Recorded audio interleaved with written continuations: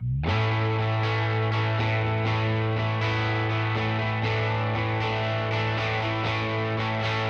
for someone who's just received that dementia diagnosis, what message would you want them to hear first?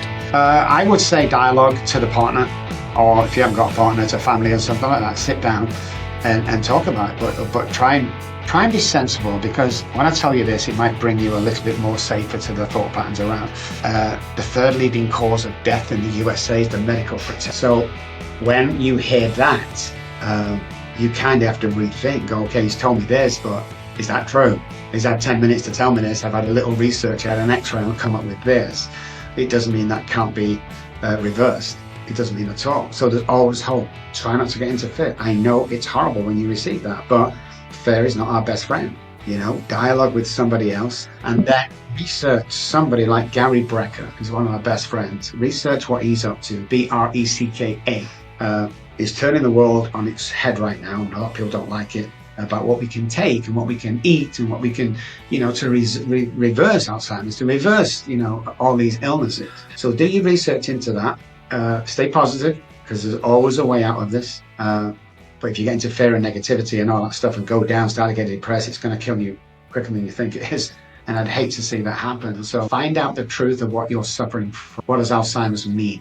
Why just say loss of memory? What does it mean? It's like alcoholism is not about alcohol. Dementia is not about, you've got to look at what it means, what's happening in your brain that's caused you. Do you need to change your diet? Do you need to have complete sugar-free? Do you need to take this? Do you need to get active? All of the above you need to do. Now, will it work in everyone?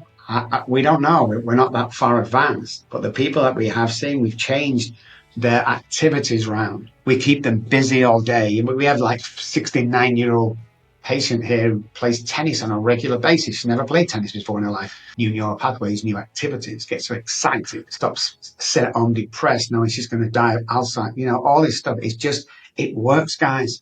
Now, again, when it comes to anything to do with sight, we are the guys. When it comes to Alzheimer's dementia, we're early in, man. We're 3 or 4 months in. So what I'm saying is, following the research we've done and the results we have so far, is that there's always belief. There's always, misdiagnosis. There's always part this, and you fall into it, so it becomes full dementia. And just got to be sensible, man.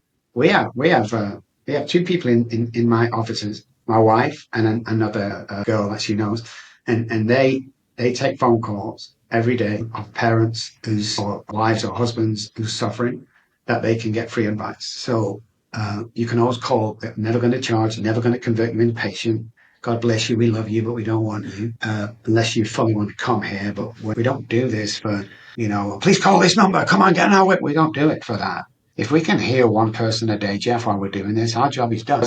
I believe in God just because of the spiritual experience. I never used to on the streets. It got me off the streets. And you know what? He's not going to ask me when I get to heaven. He's not going to ask me how much was that house you lived in.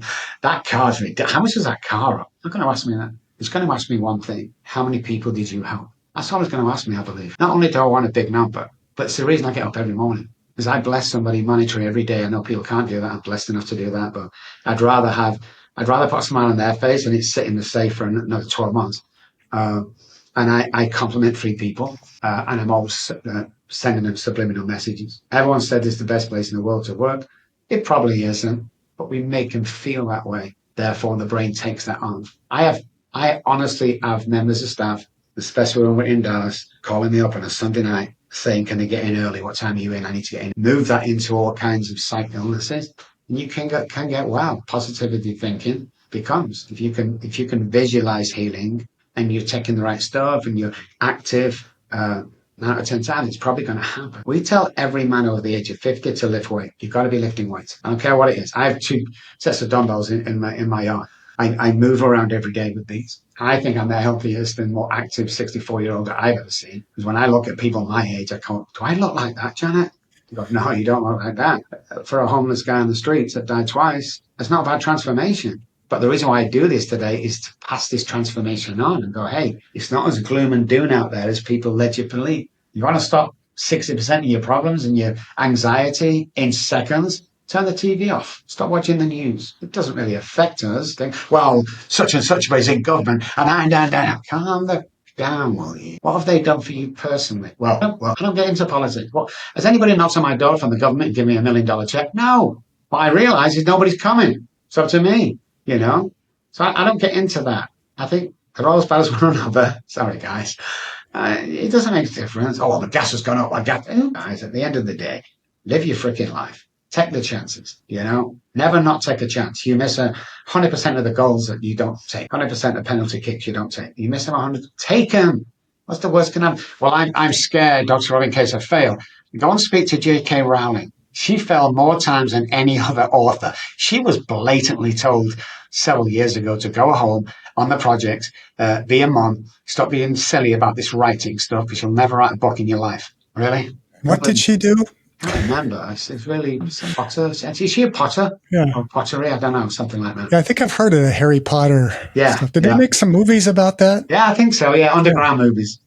Oh, no, they weren't. They were $1 billion movies. Yeah, that's the one. So when you receive something off somebody, it doesn't make it true. You know, when you receive bad news, it doesn't make it true. Just because you're offended by something does not make that offensive. It's you being offended by it. It's you being told bad news from your doctor. It doesn't make it true. What makes it true is your reaction to that news. You see, you can't hurt me or nobody can hurt me by calling me names or nothing unless I put my perspective on that. So if you call me an old fool, if I feel, yeah, I get upset what you said. But if I don't put my perspective on that, who gives a shit what you say? I don't care what you say about me. I've stopped that years ago. And that in its own healed a lot of stuff in my body.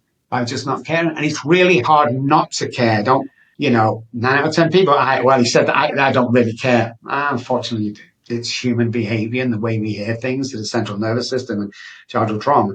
The idea is to pull away from that and realize the truth. Always go to the source. Jimmy, he said to you, he said, this about you, man. I don't think it's true. What's Johnny doing? Oh, he's moved back home with his parents. Why? His second marriage has failed. Does he see his kids? No. Where is it? Oh, he's in the spare bedroom of his mom's, and he's telling you stuff about me failing or something. First of all, why did he feel comfortable telling you? That's my first question to you, Jimmy. And secondly, why have you related to me? It's like everybody out there, guys, is jealous of what you've got, but nobody's jealous how we got here. And that's the problem with society today. See, back in my day, the keyboard warriors didn't exist. If you insulted someone, you got a smack in the mouth. Kind of heals a lot of them keyboard warriors. And I think that's a Mike Tyson thing. I think we should bring that back. With every bad comment, there should be an address and a phone number for that comment. And that'll sort the stuff out.